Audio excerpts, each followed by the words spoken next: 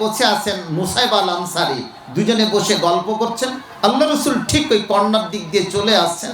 মনে হচ্ছে ইশারা ইঙ্গিতে কিছু কথা বললেন আয়েশাকে, আর কাছে আসতে না আসতে নুসাইবা বসে আছে, আর ফটাম করে উঠে গিয়ে আল্লাহ রসুলের বুকে এমন জোরে একটা ঘুষি যে মেরেছে, যেটা নুসাইবা কিন্তু আর সহ্য করতে পারলো না। আমার নবীকে মারল, নবী কিন্তু কিছু বলছেন না।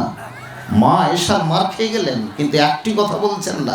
নুসাইবার রাগে কিন্তু গড়গড় করছে যে আল্লাহ রসুলের মতো একজন রসুলকে এই একটা মেয়ে, আবু বকরের মেয়ে, যদিও যে সে কি একজন কি বলছে তার স্ত্রী হয়, অত্যন্ত প্রীতম অর্ধাঙ্গিনী হয়, প্রেয়সী হয়, এটা কি করে হতে পারে? হাউস এটা হতে কি করে পারে? না, আমি কিন্তু ধরে নিব তার মাথার ঝুঁটি কার? মা আয়েশা। আল্লাহ রসুল বুঝাচ্ছেন তাকে, রে নুসাইবা, তুমি তো আজকে তুমি দেখতে পেলে যে একটা ঘুষি মারলো আমার বুকে, কিন্তু কত যে চট থাপ্পড় আর কিল আমি খেয়েছি মা আয়েশা, তোমার কল্পনা তুমি করতে পারবে না।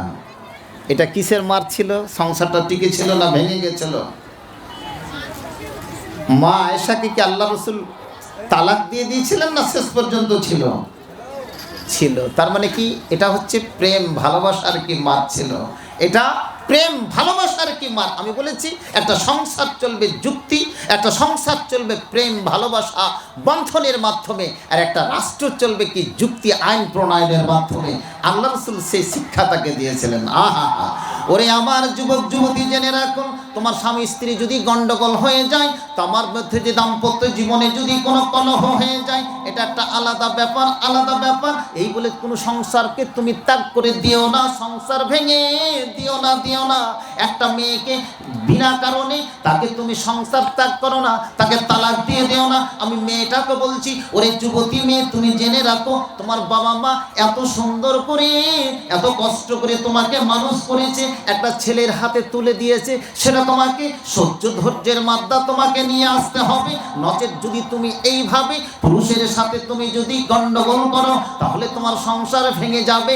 এরকম ভাবে প্রত্যেকটা পুরুষের কাছে যাবে, আর প্রত্যেকটা জায়গাতে তুমি লাজ্জুতা করে সংসার খেয়ে খেয়ে খেয়ে খেয়ে সংসার ভেঙে ভেঙে মানুষের কাছে তুমি আজকে কুৎসিত চেহারা নিয়ে ঘুরবে। ওরে আমার যুবক যুবতী, জেনে রাখো, একটা যখন দাম্পত্য জীবন শুরু হয়, তখন সেটা হয় একটা জান্নাতের মতো। কোরআন হাদিস মূলে যদি তৈরি হয়, তাহলে সেটা হবে তোমার ব্যক্তিগত জীবনের জান্নাত, ব্যক্তিগত জীবনের কি ফ্যামিলি। এই নমুনা পৃথিবীর মাঝে তুমি রেখে যাও, এটাই তোমার পরিচয়। নচেত তুমি পৃথিবীতে এই পরিচয় দিয়ে যদি না থাকো, তাহলে তুমি প্রকৃত মুমিন নও, প্রকৃতি তুমি মুসলিম নও, এটাই তোমার প্রমাণ আনে। একটু করে টিপস আপনাদেরকে দিয়ে দিলাম, স্বামী স্ত্রীর ক্ষেত্রে কিভাবে কি সংসারটা চলবে, এবং একজন স্ত্রী কিভাবে কি পরিষ্কার কি মোত্তাকি আপনি ধরে নিতে হবে। পুরুষটা যদি পরিষ্কার কি মোত্তাকি হয়, স্ত্রী নিশ্চয় হবে। স্ত্রী যদি পরিষ্কার কি মোত্তাকি হয়, পুরুষও তার আঁচল ধরে, কামান পিছনের কামড় ধরে, সেই লোকটাও কিন্তু সেখানে করে গিয়ে পৌঁছবে। বিস্তারিত আলোচনা করার প্রয়োজন নেই, কারণ আমি শুধু আপনাদের এখানে টিপস কথাটি দিয়ে দিলাম, একটু শুধু ইশারা ইঙ্গিত করে দিলাম। নেক্সট একটা মশলা, ওরাসাতের একটা মশলা বলি। একজন মেয়ে